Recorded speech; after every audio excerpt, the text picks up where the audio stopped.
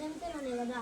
దేవుడు ఎందుకు గొర్రెపిల్ల గురించి ఎక్కువ రాశాడు బైబిల్ ఎక్కువ చెప్పాడు? ఎందుకంటే గొర్రెపిల్ల శ్రేష్టమైనది, సాధు జంతువు. అంటే ఎదుటి వారికి హాని చేసే జంతువు కాదు. అంతేకాదు, దీనికి పాపం అంటే అసహ్యం. అంటే ఫర్ ఎగ్జాంపుల్, పాపం అంటే అసహ్యం అంటే ఇది బురదలో పడిందనుకో, ఆ బురదలోంచి ఎప్పుడెప్పుడు బయటికి రావాలా అని బయటకు వచ్చి ఇదిలిచ్చుకుంటుంది, మళ్ళీ ఆ బురదలోకి వెళ్ళదు. అదే వేరే జంతువులు అనుకో, దూడ పిల్లలు, పంది పిల్లలు అట్లాంటి బురదలో పడి అనుకో, ఈ బురదలోనే హాయిగా ఉందని బయటికి రావు, అవి మళ్ళీ మళ్ళీ బురదలోకి వెళ్తాయి.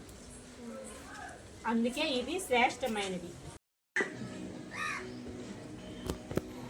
అందుకే దేవుడు మనల్ని కూడా గొర్రె పిల్లలాగా స్వాదు స్వభావంలాగా ఉండాలని కోరుకుంటున్నాడు. అంతేకాదు, ఈ గొర్రెపిల్ల